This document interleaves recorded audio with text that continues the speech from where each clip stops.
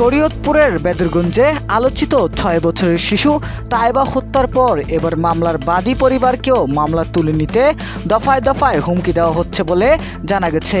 নিহতের মা ডলি আক্তার অভিযোগ করেছেন, মামলা না তুলে নিলে তার ১২ বছরের ছেলে সাকিনকেও হত্যার হুমকি দিয়েছে আসামিপক্ষের লোকজন।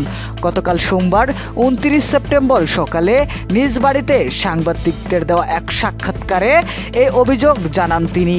তায়েবা বেদরগঞ্জ উপজেলার সখীপুর থানার সোয়ালকান্দি গ্রামের টিটু সর্দারের মেয়ে। স্থানীয় দারুন নাজাত মাদ্রাসার নার্সারি শ্রেণীর শিক্ষার্থী ছিল সে।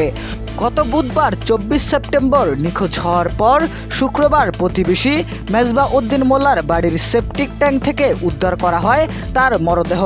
এই ঘটনায় শিশুটির চাচি আয়েশা বেগম, প্রতিবেশী নাসিমা ও রংমিস্ত্রি আসিফকে আটক করে পুলিশ। প্রাথমিক তদন্তে পারিবারিক বিরোধ ও শত্রুতার জেরে আয়েশা বেগমই শিশুটিকে হত্যা করেছেন বলে জানিয়েছে পুলিশ।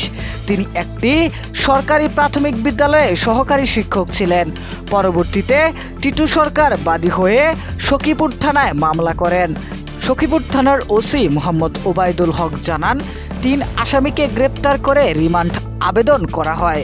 আদালত আয়েশা বেগমের ২ দিনের রিমান্ড মঞ্জুর করেছেন, কিন্তু এরপর থেকেই মামলার বাদী পরিবারের অস্থিরতার মধ্যেই দিন কাটাচ্ছেন। ডলি আক্তার অভিযোগ করে বলেন, রোববার সকালে প্রধান আসামি আয়েশার স্বামী শাহান সর্দার, ছেলে আকিব সর্দার এবং ননদ রিনা ও রুমা তাদের বাড়িতে গিয়ে মামলা তুলে নিতে চাপ দেন। এ সময় আকিব ও রিনা হুমকি দিয়ে বলেন, মামলায় আপোষ না করলে তায়েবার মতো তোর ছেলেকেও খুন করব। কান্না জড়িত কণ্ঠে নিহত তায়েবার মা ডলি আক্তার বলেন, আমার মেয়েকে নৃশংসভাবে হত্যা করা হয়েছে। এখন ন্যায় বিচার চাইছি, অথচ উল্টো আমার আরেক সন্তানকে হত্যার হুমকি দেওয়া হচ্ছে। আমি দিনরাত আতঙ্কে আছি। প্রশাসনের কাছে পরিবারের নিরাপত্তা চাই। নিহতের বাবা টিটু সর্দার জানান, হুমকির ভয়ে তার ছেলে স্কুলে যাওয়া বন্ধ করে দিয়েছে। তিনি বলেন, আমরা এখন ঘর থেকে বের হতেও ভয় পাচ্ছি। ন্যায় বিচার চাইতে গিয়ে আরও বিপদে পড়ে গেছি। তবে মরণ হলেও আমি আমার মেয়ের হত্যার বিচার চাই। শুধু নিহতের পরিবারই নয়, মানববন্ধনে অংশ নেওয়া শিক্ষার্থীরাও হুমকির মুখে পড়েছেন।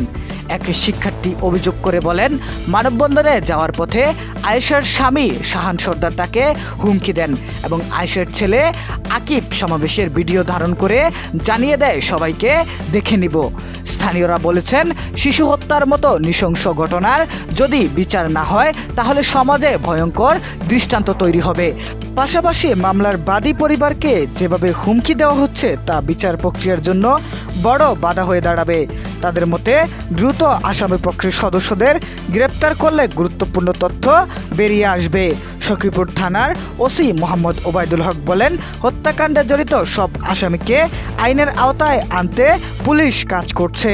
বাদী পরিবার হুমকির বিষয়ে লিখিত অভিযোগ দিলেই তাৎক্ষণিক ব্যবস্থা নেওয়া হবে। হুমকিদাতাদের শনাক্ত করে গ্রেপ্তার করার প্রস্তুতি রয়েছে।